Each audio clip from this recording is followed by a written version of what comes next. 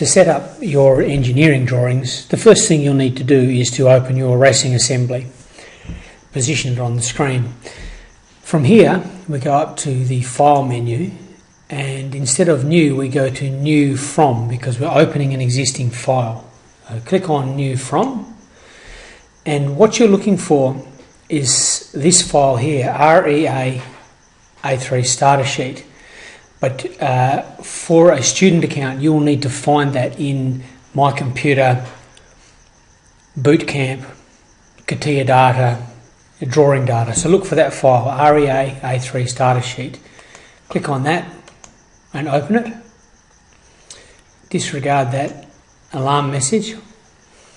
And now before you do anything else, what you need to do is to save as. So we go Save As. And because this current file is existing in Bootcamp, and what it needs to be is to be in your racing assembly. So I navigate to my racing assembly. This car is Rocket 2. So I open that up, and I'm going to, instead of REA Starter Sheet, I'm going to call that Rocket 2 Drawing. Now we're ready to go. Over on the right hand side of the sheet, you should see a set of images like this. This is the one you want to choose, front view. So choose front view, it's highlighted orange, and then go up to the window menu and go back to your product. From here, what you need to do is open up the part which is the body of the car and choose the XY plane. What happens now is this rendered version of the car will appear on the screen. This can be moved around on the screen. If you're not happy with the orientation, you can shift it around on the screen. For me, I'm going to choose to position that there. And now if I click in the middle of that compass, that now gets locked onto the page. The next thing we need to do is go back into here, follow the mouse back into here, and we now need to choose this one, which is called Projection View.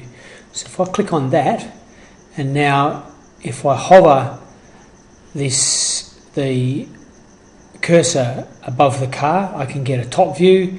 If I hover it out here, I can get a rear view, and indeed I can go front view or underside view. So I'm going to put a top view on there, and then I'm going to go back to projection and put a rear view on there. Something else you might want to notice is that this front view, all of these views are connected to it. So if I move the front view, the other views all shift with it. If I need to shift this top view, I can shift it up and down like that, but I cannot shift it from side to side. It's locked on, and that's a convention with this type of drawing. So you just want to position all of those on a page in a way that suits you, knowing that you can shift it if you need to after that. What you should do now is save the drawing,